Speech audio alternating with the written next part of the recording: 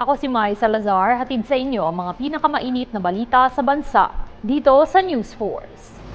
Sa ulo ng mga balita, mga batang edad 2 taon pababa, inaabisuhang pabakunahan laban sa tigdas kasunod ng pagtaas ng kaso nito. Pagresponde sa nasirang escalator ng MRT3, dagdag antala sa mga commuter. Senator Bato de la Rosa, sinabing mas pipiliing magtago sakaling maglabas ng warrant ang ICC laban sa kanya. Attorney Medialdea at Attorney Roque, hindi na magiging parte ng legal counsel ni dating Pangulong Duterte. Filipino fencers wagi sa Cambodia meet. Game of Thrones star Ian Glenn kasama sa pelikulang Quezon. Patas at pantay na balita, komprehensibong ulat para sa pulso ng masa. Ito ang News Force. Inaabisuhan ng Department of Health o DOH ang publiko na pabakunahan ng mga batang edad 2 taon pababa laban sa measles, rubella o tigdas kasunod ng pagtaas ng kaso sa unang 2 buwan ngayong taon.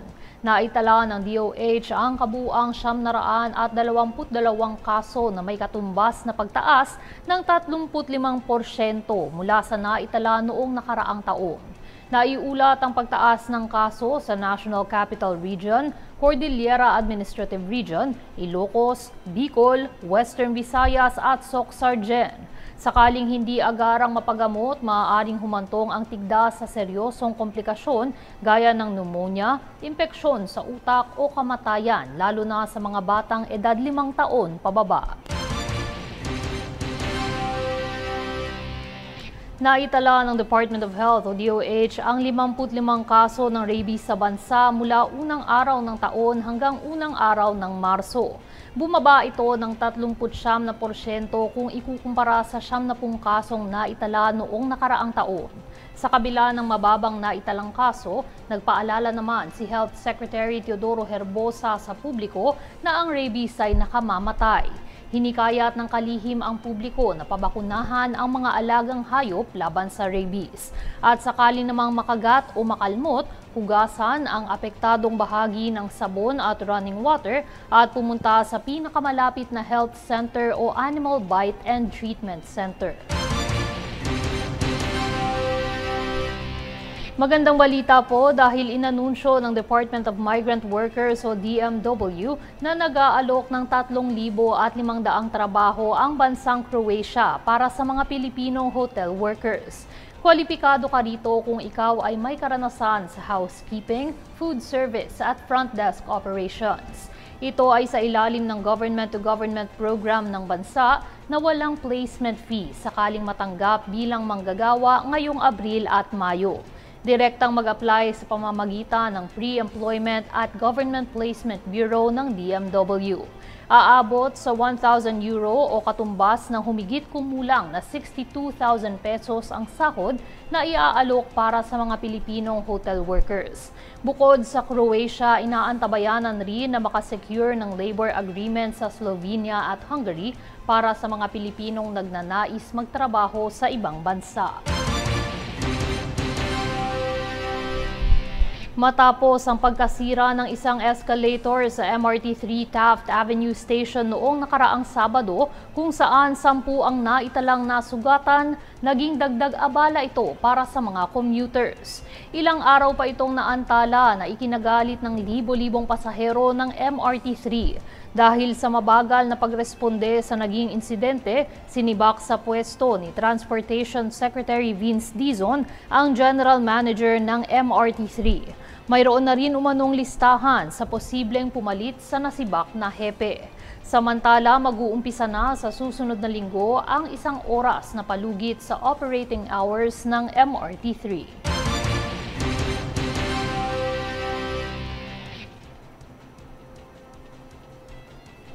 Hindi mapigilang madismaya ni Senator Rafael Tulfo hinggil sa mga nakitang problema sa ilang istasyon ng MRT. Tunghayan ang ulat ni Princess Castro. Lubos ang pagkadismaya ni Public Service Committee Chair Senator Rafael Raffy Tulfo hinggil sa mga problema sa mga pasilidad at kagamitan sa mga istasyon ng Metro Rail Transit o MRT. Ito ay matapos ang kamakailang pagbisita at obserbasyon ng kanyang team sa ilang mga istasyon ng tren kung saan ilan sa mga nakitang sira ay ang mga ticket vending machines sa istasyon ng Ayala, butas-butas na bubong ng waiting shed sa Trinoma Station, mga public assistance welfare desk na walang tao sa istasyon ng Ortigas at ang mga sidewalk vendor na naglipa na sa hagdan ng istasyon. Bunsod nito, hindi napigilan ni Tulfo na magalit sa ilang MRT personnel. Ang daming nakitang problema, tad ng problema itong MRT. Depensa naman ng mga personnel na kulang ang kanilang mga tauhan at kanilang pinagkakasya ang pondo na ibinigay sa kanila ng Department of Budget and Management. Tugon naman ni Tulfo na makipagnegosasyon ang mga ito sa kagawaran upang masolusyonan ang mga problema at kanyang tiniyak na susuporta sa aksyon na ito. Bukod sa mga problema sa tren, tinalakay din sa pagdinig nitong Miyerkules ang iba pang issue sa mga pampublikong daan. Princess Castro nag-uulat para sa Golden Nation Network.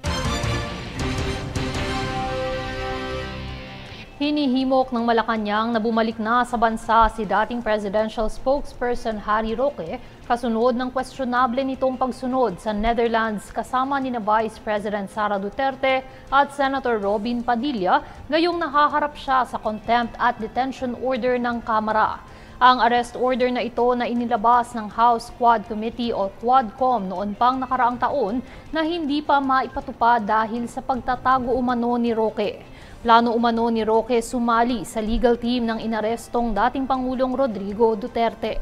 Hinamon naman siya ni Presidential Communications Office Undersecretary and Palace Press Officer Claire Castro na kung may nagsasabing bring home Duterte, mas mabuting isigaw rin ng publiko ang bring home Roque. Samantala, pinagpapaliwanag naman ng Department of Foreign Affairs at Bureau of Immigration kung paanong nakalabas si Roque at kung anong pasaporte ang ginamit ni Roque at saang bansa siya dumaan bago makarating ng the Netherlands. Bakit ka susuko, di ba? Ito ang mariing paninindigan ni Senator Ronald Bato de la Rosa nang tanungin kung may plano siyang magtago sakaling bigyan siya ng arrest warrant ng International Criminal Court o ICC. Nanindigan si de la Rosa na kasama umano ang pagtatago sa courses of action na plano niyang gawin. Dagdag pa niya, malawak ang Pilipinas para makapagtago siya at tahasan niyang sinabing maaari rin siyang gumamit ng ilang koneksyon upang makapagtago. Kamakailan ay humiling ng proteksyon si De La Rosa kay Senate President Francis Cheese Escudero na huwag siyang isuko sakaling arestuhin siya.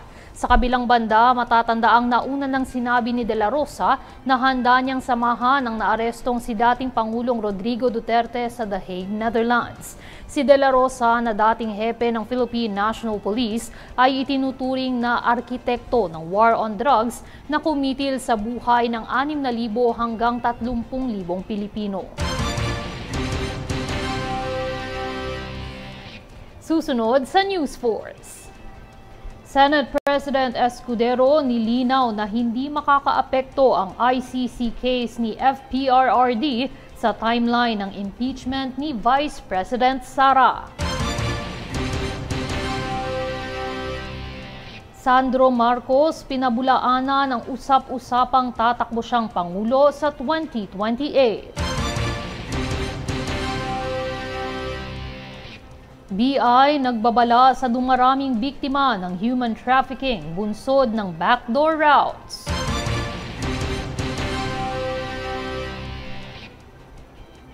Manatiling nakatutok para sa higit pang mga balita sa pagbabalik ng News Force.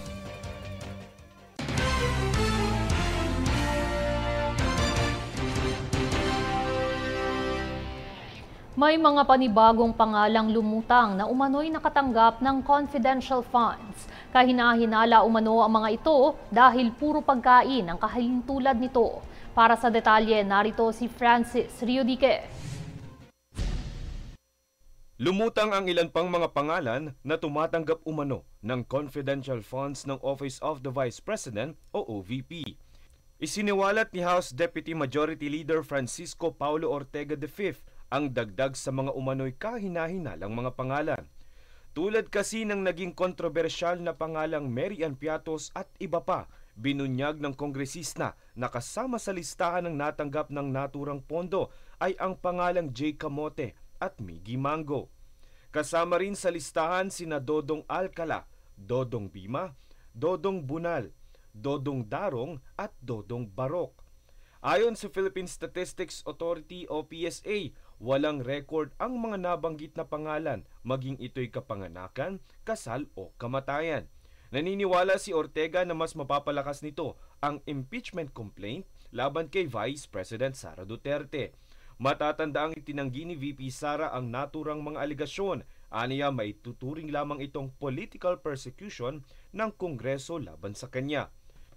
Kasama ang isyong ito na paggamit ng confidential funds sa mga grounds na kinahaharap na impeachment complaint ni VP Sara.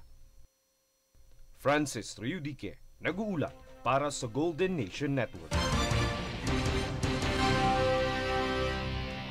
Iginiit ni Senate President Francis Escudero nitong Lunes na walang katotohanan ang mga haka-haka na makakaapekto umano ang ICC case ni dating Pangulong Duterte sa impeachment proceedings laban kay Vice President Sara Duterte. At ang dalawang kaganapan ay walang ugnayan sa isa't isa. Tunghayan ng ulat ni Princess Castro. Pinabulaanan ni Senate President Francis Chis Escudero nitong Lunes ang mga kumakalat na espekulasyon na makakaapekto umano ang pag-aresto kay dating Pangulong Rodrigo Duterte sa timeline ng impeachment proceedings ni Vice President Sara Duterte. Pagigiit ni Escudero na walang kaugnayan ang dalawang usapin sa isa't isa dahil ito ay magkahiwalay na nangyari at wala rin umanong rason upang maantala ang mga dapat na gawin ng Senado anuman ang nangyayari sa The Hague. Dagdag pa niya, wala sa batas na ipagpaliban ang impeachment dahil sa ICC at mga protesta dahil hindi ito basihan sa kanilang target na panahon ng pag-uumpisa ng trial. Wala sa batas na ipagpapaliban namin ang impeachment dahil may ICC. Wala sa batas na ipagpapaliban namin ang impeachment dahil may kilos protesta. Walang ganong basihan para magbago anumang ninanais o direksyon ng schedule na nais naming tahakin sa ngayon. Kaugnay nito ay kinumpirma rin ng senador na ang impeachment timetable ay nananatiling pareho sa naunang iminungkahing idiniin na ito ay matatapos lamang kapag natuloy ang sesyon ng Senado. Nauna na ring inihayag ni Escudero na nakatakdang magpulong ang Senado bilang impeachment court sa 3 ng Hunyo kung saan ang mga senator judge ay manunumpa sa kanilang tungkulin. Sa 3 rin ng Hunyo nakatakdang umpisahan ng Senado ang impeachment trial laban kay VP Sara 1 araw pagkatapos ng pagpapatuloy ng sesyon nito sa 2 ng Hunyo. Princess Castro, nag-uulat para sa Golden Nation Network.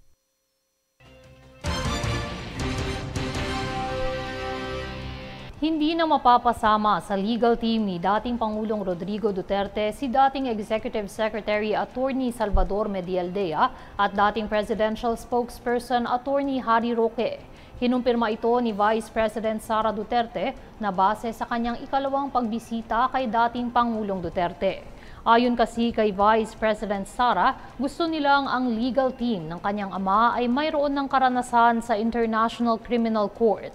Kaya naman kapag naayos na umano ang naturang lineup ay magwi-withdraw na si Medialdea at Roque. Sinabi ni House Senior Deputy Majority Leader Ilocos Norte 1st District Representative Sandro Marcos na fake news umano ang umiiral na sabi-sabing susunod siya sa yapak ng kanyang ama sa pagkapangulo. Aniya, wala pa umano siyang planong tumakbo at umupo bilang susunod na presidente ng bansa. Paalala niya sa publiko mag-ingat sa misinformation campaign lalo't wala naman itong basihan at patotohanan. 3 Pilipino ang na-repatriate mula Cambodia matapos silang dayain ng isang online recruiter at sapilitang gawing love scammer sa halip na bigyan ng maayos na trabaho. Wala silang opisyal na record ng pag-alis sa bansa dahil ginamit nila ang backdoor route mula Hulo, Sulu patungong Malaysia kung saan peke ang tatak ng kanilang pasaporte bago sila dinala sa Cambodia. Ayon kay BI Commissioner Joel Anthony Viado, dapat paigtingin ng pamahalaan at mga lokal na otoridad ang pagbabantay sa mga iligal na rutang ginagamit sa human trafficking upang maprotektahan ang mga Pilipino.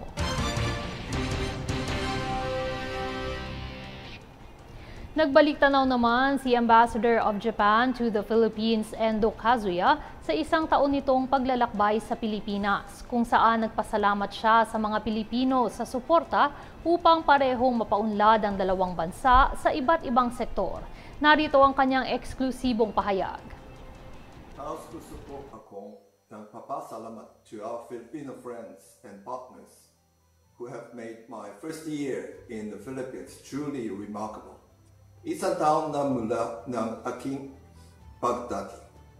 Looking back on the progress of our ties for the past 12 months, I'm overwhelmed by the many milestones we have already achieved in economy, security, culture, and people-to-people exchange. I'm also very touched by the warmth of the people in the Philippines, so much so that I have oftentimes felt much like a Filipino myself. I'm thankful for the many opportunities to connect with all of you, visiting the country's different regions and experiencing your diverse cultures. As our cooperation steadily progresses in the coming years, anticipating the completion of big-ticket infrastructure projects, the realization of our various agreements, and the promotion of more exchange programs, there is much to look forward to as I continue my tenure in this wonderful country. Samahan niyo ako as we work towards a more promising and exciting future for Japan and the Philippines.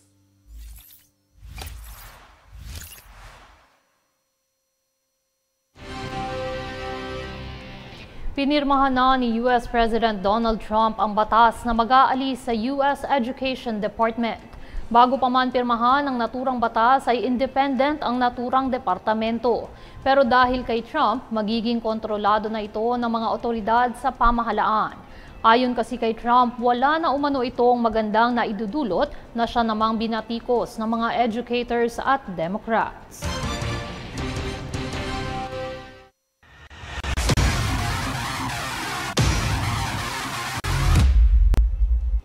Kapwa nag-uwi ng medalya ang dalawang pambato ng Pilipinas sa larangan ng fencing sa kamakailang 4th Western Fencing Cup na ginanap sa Phnom Penh, Cambodia. Sa pangunguna ni Filipina fencer Ashley May Harrison, kanyang nasamsam ang dalawang gintong medalya sa Senior Women's Epee at Cadet Women's Foil category. Habang ang Filipino fencer na si Jose Faber Cabrera ay nagsettle sa bronze medal para sa Senior Men's Epee.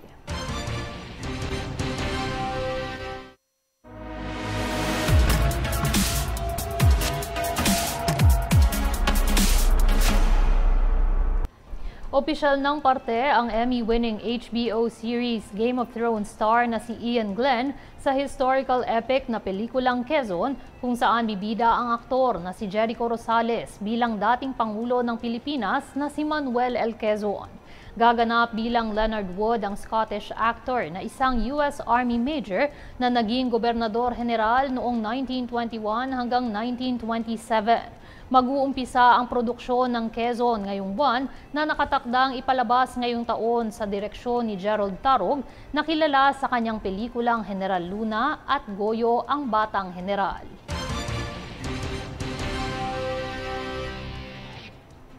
Ikinatuwa ng Original Filipino Music o OPM fans ang muling pagbabalik entablado ng legendary rock band na Eraserheads na kanilang ibinahagi sa sorpresang pop-up concert sa screening ng kanilang documentary film na Eraserheads Combo on the Run. Alamin ang naging kaganapan sa ulat ni Faith Villanueva. Gusto mo bang sumama? Dahil showing na simula nitong Biyernes hanggang ngayong linggo nationwide ang documentary film ng Philippines' most iconic rock band na Eraserheads na Combo on the Run, kung saan premiere night pa lang ay pinilahan ng mga fans sa sinehan. Halos 3 taon binuo ang docufilm kung saan pinagsama-sama ang mga miyembro ng banda na nabuo taong 1989, kabilang na si Ellie Buendia, Marcus Adoro, Buddy Zabala at Raymond Marasigan. Pinag-usapan sa naturang dokumentaryo ang mga isyung kinasangkutan at behind the scenes na pinagdaanan ng Eraserheads mula sa simula ng kanilang kasikatan hanggang sa paghihiwalay ng banda.